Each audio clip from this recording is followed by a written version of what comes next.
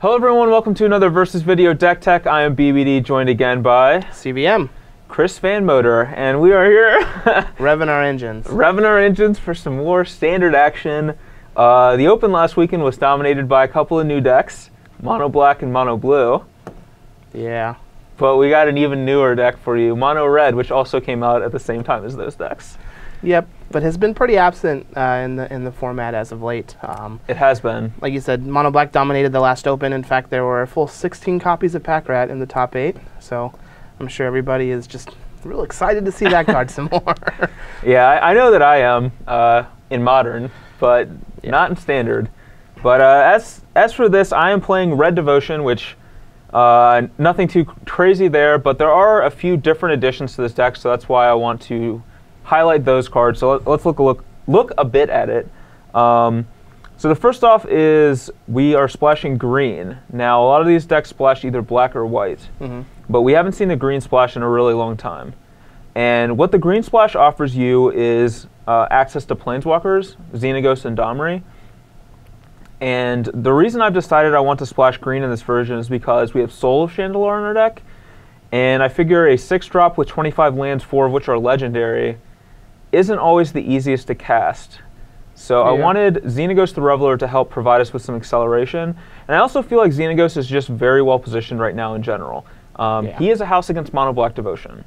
He's also very good against any of the Revelation decks. He is, yeah. Also kind of can be rough matchups for this kind of a deck. So that's where Xenagos comes in, and one of the neat things about Green-Red Devotion is your burning trees get a lot better.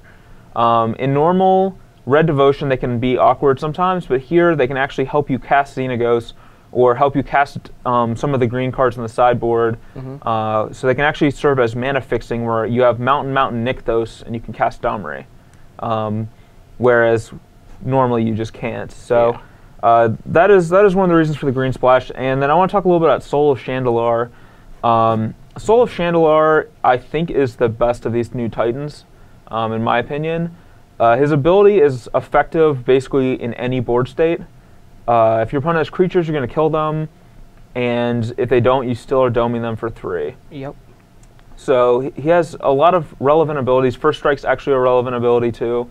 It's no trample or anything, but not every creature can be Primeval Titan. So, but yeah, I think Soul of Chandelure is, especially once rotation happens, I think Soul of Chandelure could be like a big part of Standard. Or at least some of the souls, but I think the red one is the best. Yeah, the white one also good.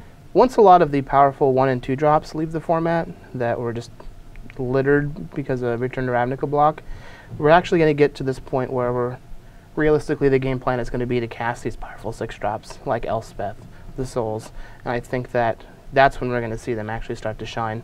I mean, I feel like the majority of them are actually good, but Soul of Chandelure definitely has one of the biggest upsides that I think. And one of the nice things about it is with Hammer or Perforos, it can have haste a lot of times too, which is pretty relevant. Pretty cute. But really, that's basically it for the main deck. Let's go ahead and look at the sideboard and see what options green gives us there. Clear. Make sure you touch on why you don't have Perforos in the deck. The dirty perp. The dirty perp. The dirty perp. God, sounds like a good movie. The dirty perf.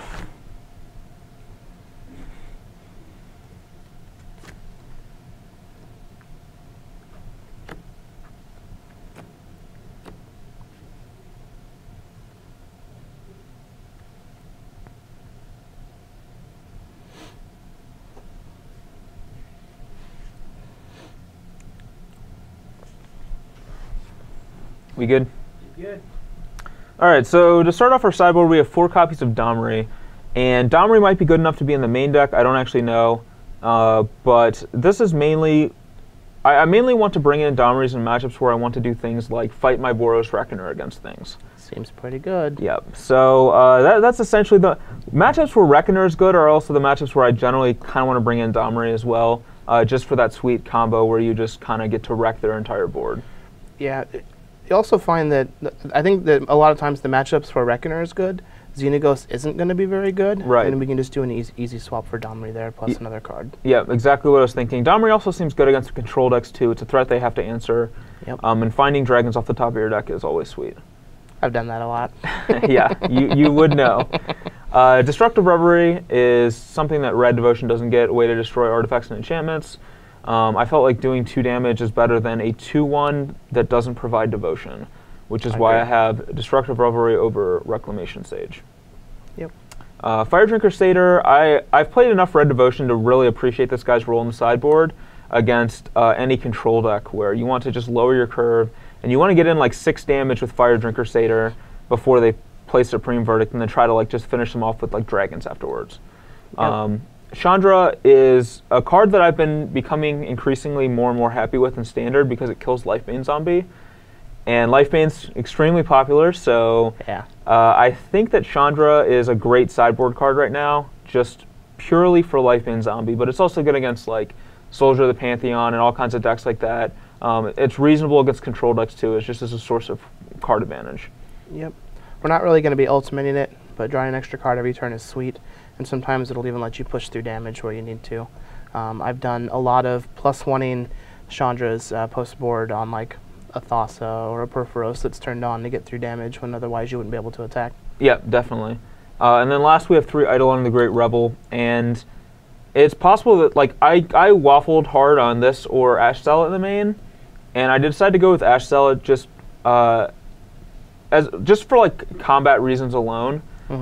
Mainly because I feel like Ash Zealot, along with like Boros Reckoner and Soul of Chandelar, provides like a nice first strike wall, you could say. And I also like that. I feel like Eidolon is actually awkward against a lot of decks right now too, where some decks either don't have a lot of really cheap spells to play into it, or they're like as aggressive as you are, and so it's kind of a downside. So yeah. I'm not 100% sure on Eidolon right now versus Ash Zealot, but I feel like one of those two is probably better than the other, and it's possible that you just want all of that one and none of the other, and you want to use these sideboard slots for something else. That could be it. I feel like Ash Zealot's better, especially right now with the format changing. Like we saw the Naya aggro deck. Usually when a format is new, people want to try and attack as much as possible. Yep. Which leads me to believe that Ash Zealot's going to end up being better. As the format changes and the mid-range and control decks start to become a little more lean to be able to combat the aggressive decks, then Eidolon might be better. But I think right now I'd rather have Ash Zealot. Yeah, and another important consideration with those 2 cards is I think the amount of Sylvan Caryatids and Courser of Crucifixes you see really affects which one you want to play. Like if you're seeing Sylvan Caryatid and Courser, you want Eidolon. But if you don't see those cards, then Ash Zealot's probably better. Yep. And I feel like looking at the results from last weekend, we did not see a lot of those cards. We did not. So I'm leaning with Ash Zealot as of now. Last thing I want to mention, I'm not playing Perforos himself because with Xenagos I already have a lot of 4-drops, and I feel like Fanatic Amogus is just a little bit better than Perforos. Yeah. And a lot of times, too, against decks like Mono Blue, Perforos can be too slow. And against Mono Black, they can kill everything else and Perforos does nothing. Yeah. So I like having a more resilient threat like Xenagos. Yeah, I always felt like whenever I played against this deck, Perforos was always a card that like pushed them over the edge when they were ahead, but did nothing when they were behind. Right. And I feel like Xenagos will also push you over the edge when you're ahead, but can also catch you up if you're behind. So I just feel like Xenagos is better. Yeah, I agree with that 100% actually. So I guess we will get to battling and see if Soul of Chandelar has what it takes to match up against Pack Rat. It's just a 1/1 for 2. Just a 1/1 for 2. 3 to you, 3 to the rat.